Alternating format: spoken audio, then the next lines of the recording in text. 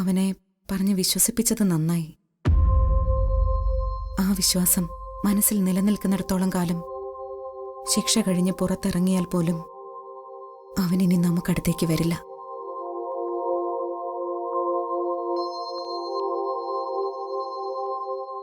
അങ്ങനൊരു വിവാഹം നടന്നിട്ടില്ലെന്ന് ജീവൻ അറിയാം. മോളെ,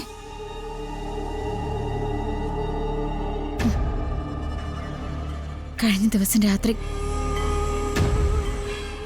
ജീവൻ എന്നോട് അതിനെക്കുറിച്ച് ചോദിച്ചു.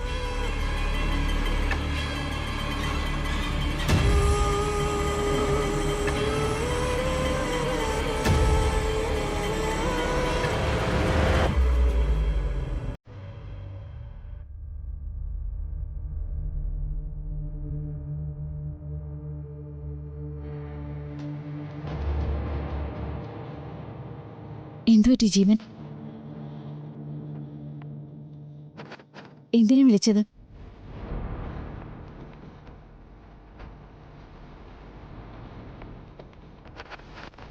പ്രധാനപ്പെട്ടൊരു കാര്യം എനിക്ക് പറയാനുണ്ട്.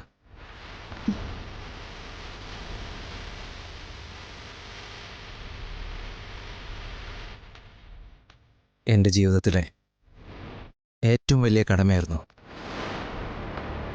മനുവിൻ്റെയും ജ്യോതിയുടെയും വിവാഹം നടത്തുക എന്നത്.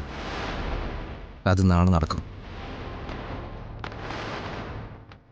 അത് കഴിഞ്ഞാൽ എനിക്കവിടുന്ന് പോകണം. എങ്ങോട്ട് പോണം നിത്യ. അമ്മയ്ക്കിഷ്ടമില്ലാത്തൊരു മകൻ,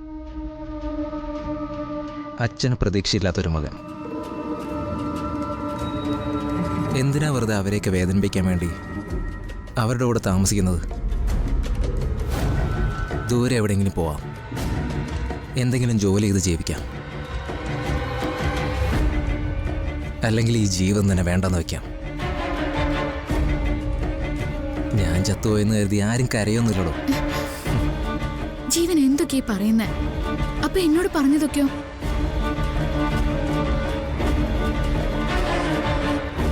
അതൊക്കെ ഞാൻ മാറ്റി മറിച്ചും കണക്കൂട്ടി നോക്കുമായിരുന്നു. അതുകൊണ്ടാണ് ഉറക്കം കിട്ടാത്തത്. അതുകൊണ്ടാണ് തന്നോടൊന്ന് സംസാരിക്കണമെന്ന് പറഞ്ഞത്. നിത്യ, എനിക്കിപ്പോഴും തന്നോട് എന്തിഷ്ടമാണെന്നറിയോ?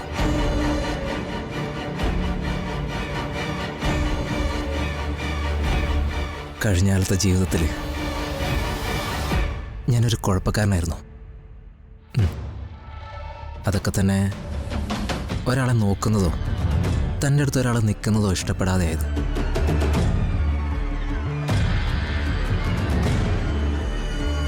ഉള്ളിൻ്റെ ഉള്ളിൽ തന്നെ അങ്ങനെ കൊണ്ടു നടന്നുകൊണ്ടാവാം ഞാൻ ആ ഭ്രാന്തുകളൊക്കെ കാണിച്ചില്ലായിരുന്നെങ്കിൽ നമ്മളിപ്പോൾ നന്നായിട്ട് ജീവിച്ചേനെ.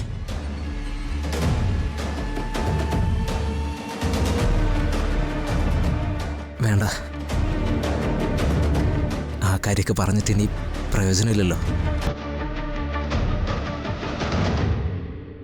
എടാ, ഞാൻ തന്നെ കൂടെ കൊണ്ടുപോകായിരുന്നു.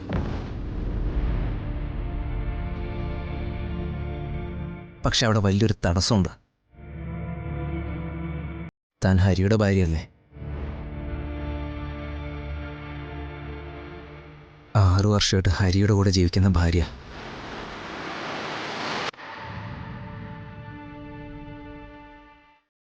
ആ വിവാഹം സത്യമല്ലേടോ?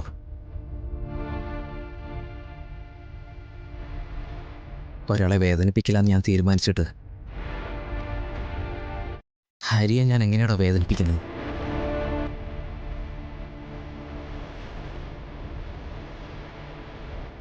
നിത്യ, അമ്പലത്തിൽ നിന്ന് ഞാൻ നേരെ പോവും. പിന്നെ ഒരു തിരിച്ചുവരവില്ല.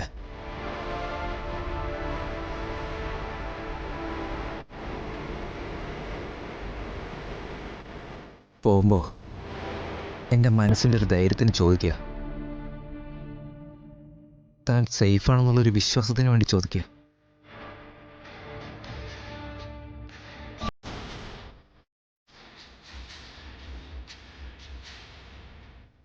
നിങ്ങളുടെ വിവാഹം കഴിഞ്ഞെന്നുള്ളത് സത്യമല്ലേ?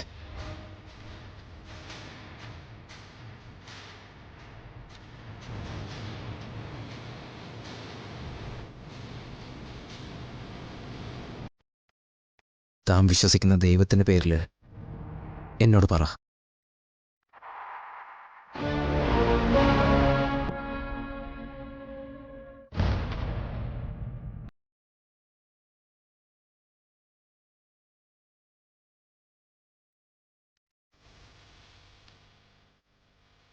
അല്ല,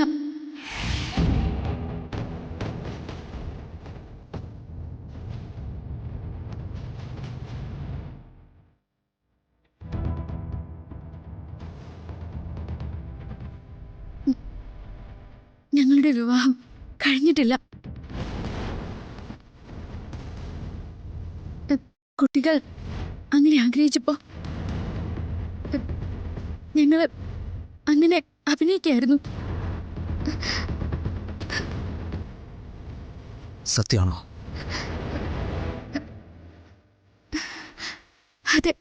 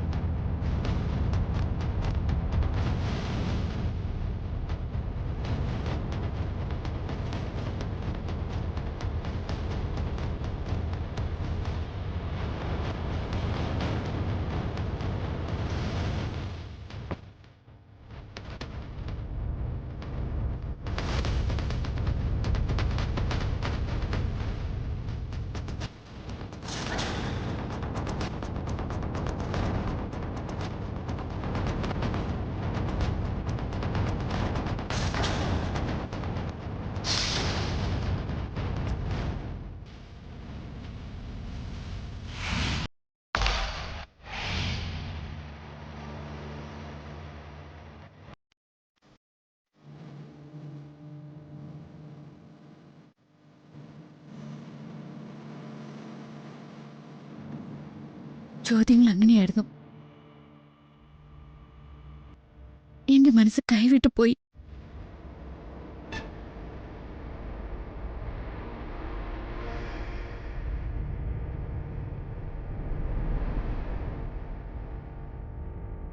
ഒരുപക്ഷെ ഇങ്ങനെയൊന്നും സംഭവിച്ചില്ലായിരുന്നുവെങ്കിൽ വിവാഹം കഴിഞ്ഞ് അമ്പലത്തിൽ നിന്ന് ജീവനോടൊപ്പം ഞാൻ പോവുമായിരുന്നു. മോളെ, ഒരു കെണിയിൽ അകപ്പെട്ട് അങ്ങനെ പോയിരുന്നുവെങ്കിൽ അധികം വൈകാതെ അമ്മയ്ക്ക് എന്റെ മരണവാർത്ത കേൾക്കാൻ പറ്റുമായിരുന്നു. അല്ലേ അമ്മേ? മോളെ, അബദ്ധമാണ് കാണിച്ചത്. ശിക്ഷ കിട്ടി ജയിലിലേക്ക് പോയാലും അവന് തിരിച്ചു വരാനൊരു കാരണമുണ്ട്. ജീവൻ വരും.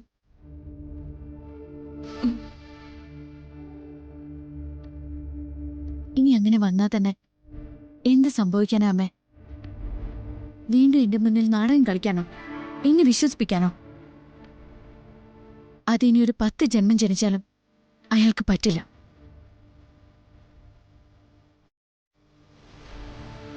ആ ക്ഷേത്രമുറ്റത്ത് വെച്ച് ഞാൻ അയാളെ മനസ്സിൽ നിന്ന് പിഴുതെറിഞ്ഞത് അവസാനത്തെ വേരും കൂടി പറിച്ചെറിഞ്ഞിട്ടാ.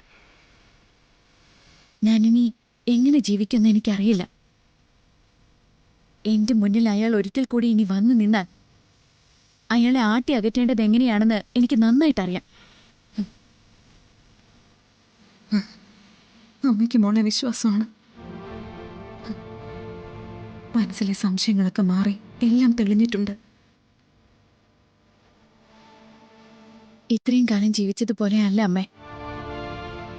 ഇനിയെല്ലാം ഒന്നീന്ന് തുടങ്ങണം. അതെവിടെ എങ്ങനെയെന്നൊന്നും എനിക്കറിയില്ല. അമ്മയുണ്ടല്ലോ എനിക്ക് കൂടെ. ജ്യോതിയെ കൈപിടിച്ചു കൊടുക്കുമ്പോൾ ഒരു കടമ ചെയ്ത സന്തോഷമായിരുന്നു എനിക്ക്.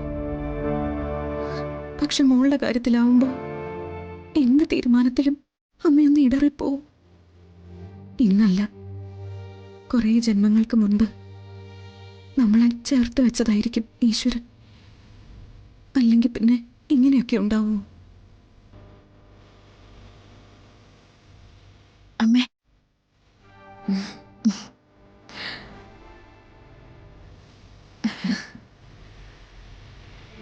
തുടങ്ങാം മോളെ. പുതിയൊരു ജീവിതം നമുക്ക് തുടങ്ങാം.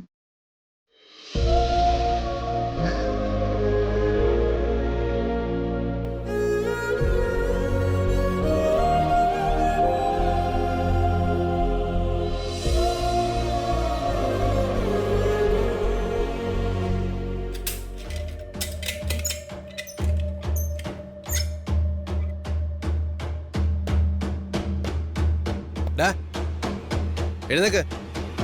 നിന്നെ എസ് ഐ സാർ വിളിക്കുന്നു. ഡാ എഴുന്നേക്കാൻ പറഞ്ഞില്ലടാ. എന്താ നിനക്കൊരു മടി? എന്താടാ നീ നിന്റെ പഴയ ഭ്രാന്ത് കളിക്കാൻ പോവാണോ?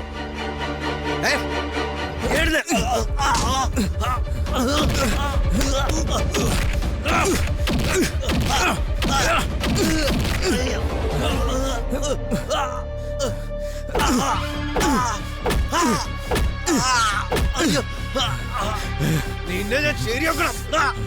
പോലീസുകാരുടെ ദേഹത്ത്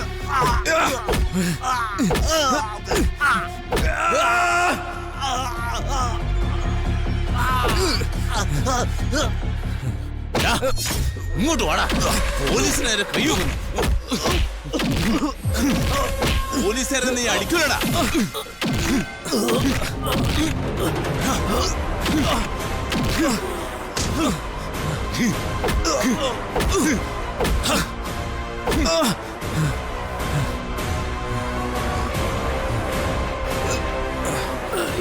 ഒരുപാട് വേഷം കെട്ടൽ നിന്റെ കയ്യിലുണ്ടെന്ന് ഞങ്ങൾക്കറിയാം.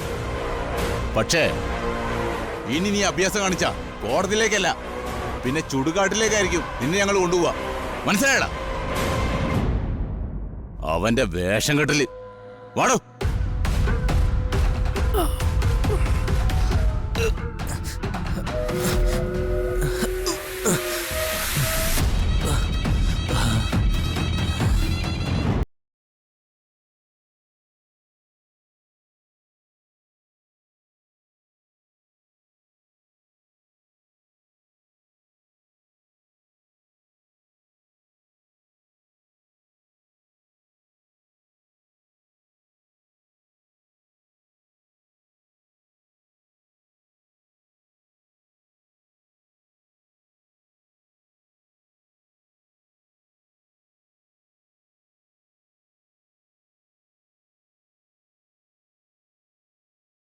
മുന്നിൽ നിന്ന് പോലീസ് അറസ്റ്റ് ചെയ്തോണ്ട് പോയത് കൊലപാതക കുറ്റത്തിനല്ലേ?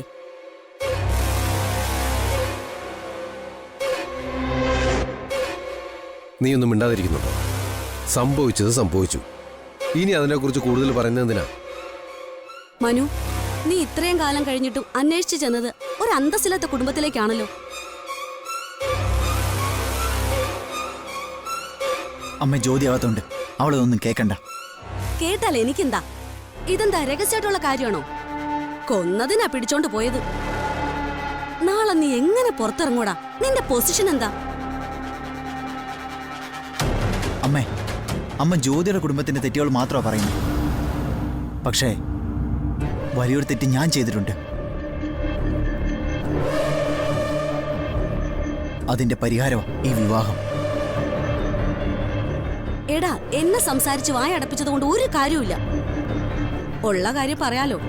ഈ താലികെട്ട് നടക്കുന്നതിന് മുമ്പാണ് ഇങ്ങനൊരു കാര്യം സംഭവിച്ചെങ്കിൽ ഞാൻ പിന്നെ ഇങ്ങനൊരു ബന്ധത്തിന് സമ്മതിക്കില്ലായിരുന്നു.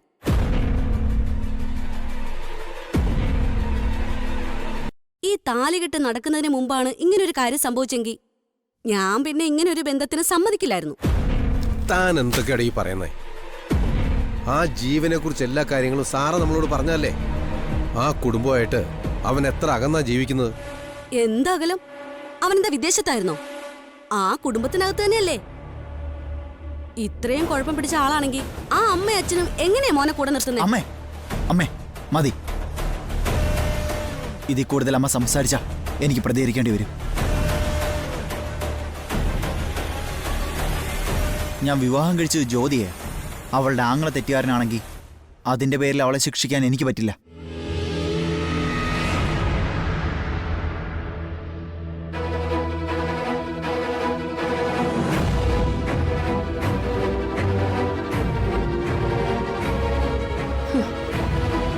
പോലീസ് പിടിച്ചുകൊണ്ടുപോയതുകൊണ്ട് തീർന്നില്ലല്ലോ.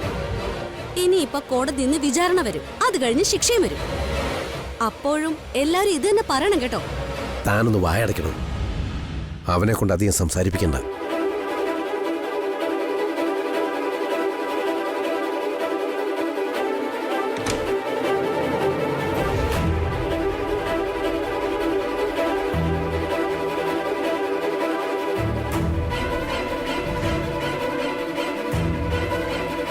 ജ്യോതി, ഇരിക്കെ. താനിതൊന്നും കാര്യമാക്കണ്ട കേട്ടോ. അച്ഛനും അമ്മയും പഴയ ആളുകളാ. പ്രത്യേകിച്ച് അമ്മ പഴയ അന്തസ്സും പാരമ്പര്യമൊക്കെ പറഞ്ഞുകൊണ്ടേയിരിക്കും. അമ്മയ്ക്കിതൊക്കെ വലിയ കാര്യങ്ങളാ. താനിതൊന്നും കേട്ടില്ലെന്ന് കരുതിയാൽ മതി. ഒന്നും വേണ്ടായിരുന്നു മനുവിനിപ്പോ തോന്നുന്നുണ്ടോ? എടോ, ക്രൈസിസ് മാനേജ്മെന്റ് സിലബസ് വെച്ച് പഠിച്ചവനാ ഞാൻ. ഒരു പ്രശ്നം ഉണ്ടായാൽ അതെങ്ങനെ നേരിടണമെന്ന് എനിക്ക് നന്നായി അറിയാം.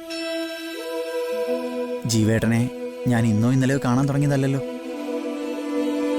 എനിക്ക് ഈ കാര്യത്തിൽ യാതൊരു അത്ഭുതവും ഇല്ലായിരുന്നു. നിത്യേച്ചെ കൊല്ലാൻ എത്ര നാളായിട്ട് ശ്രമിക്കുന്നതോ. അങ്ങനെ ഒരാള് വേണ്ട, നമ്മൾ വെറുതെ അതിനെക്കുറിച്ചൊന്നും ചർച്ച ചെയ്യാൻ നിൽക്കണ്ട.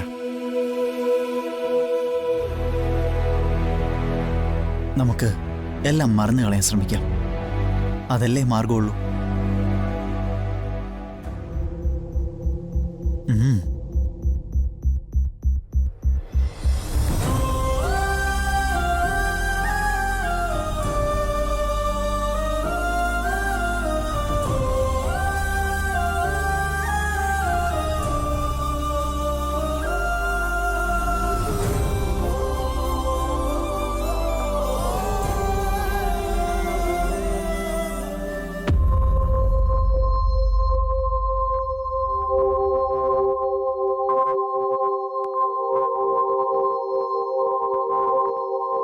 രാമകൃഷ്ണേട്ടാ, ഹരി,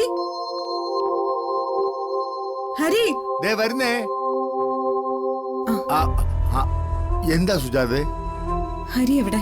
ഒരു അത്യാവശ്യ കാര്യമുണ്ട്. എന്താ ആന്റി? മോനെ ഹരി, ജീവൻ ഒപ്പിട്ട ഡിവോഴ്സ് പേപ്പർ ഹരിയുടെ അടുത്തല്ലേ ഉള്ളത്? അതെ, അതെന്തിനാ ഇപ്പോ? മോനെ, അത് വെച്ചൊരു കാര്യമുണ്ട്. ഹരി അതൊന്നിങ്ങെടുത്തതാ. അല്ല സുജാതെ, ഇപ്പൊ എന്തിനാ ഒപ്പിട്ട പേപ്പർ? അത് വെച്ച് എന്ത് ചെയ്യാനാ? രാമകൃഷ്ണേട്ടാ, ഇത്രയും നാളും ഞാൻ ധൈര്യത്തോടെ ഇരുന്നത് ഹരിയും നിത്യയും തമ്മിൽ വിവാഹം കഴിച്ചിട്ടുണ്ടെന്ന് ജീവൻ വിശ്വസിച്ചു എന്ന് വെച്ചിട്ടാ. പക്ഷേ നിത്യമോളൊരബദ്ധം കാണിച്ചു. അങ്ങനൊരു വിവാഹം കഴിഞ്ഞിട്ടില്ലെന്ന് അവനോട് പറഞ്ഞു. അവൻ അവളെ കൊണ്ട് പറയിപ്പിച്ചു. അല്ല, അപ്പോ എല്ലാരും കല്യാണത്തിരക്കിലായപ്പോ ജീവൻ അതും കൂടെ ചേർത്ത് തീർത്തല്ലേ? നിത്യയെ ജീവൻ വിശ്വസിപ്പിച്ചിട്ടുണ്ടായിരുന്നില്ലേ? ജാമ്യത്തിലിറങ്ങിയാലും ശിക്ഷ കഴിഞ്ഞിറങ്ങിയാലും അവൻ അവളെ തേടി വരും. അങ്ങനെ ഉണ്ടാവാതിരിക്കണമെങ്കിൽ നിത്യമോള് കൂടി അതിലൊപ്പിട്ട് അത് മൂവ് ചെയ്യണം. ആന്റി, അതിനൊക്കെ ഒരുപാട് പ്രൊസീജിയേഴ്സ് ഉണ്ട്.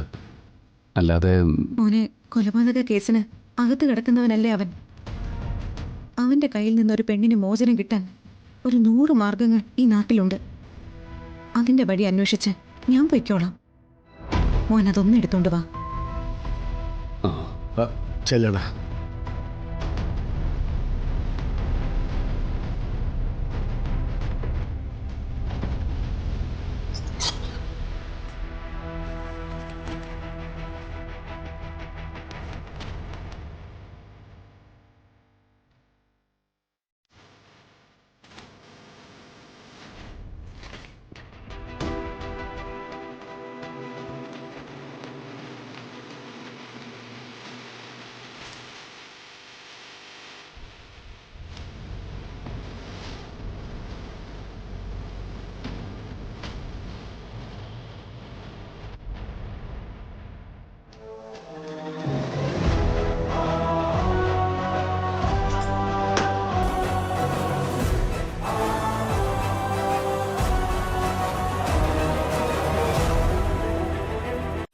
ജന്മശാപമാണ് രാമകൃഷ്ണേട്ട.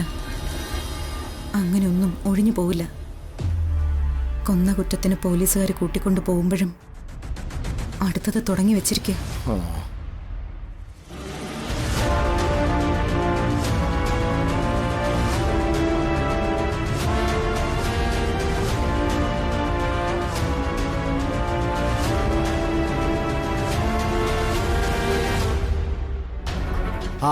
കിട്ടിയോ? അമ്മാവ ഞാൻ എന്താ? ആൻറ്റി അത് അത് ഞാൻ വച്ചെടുത്ത് കാണുന്നില്ല.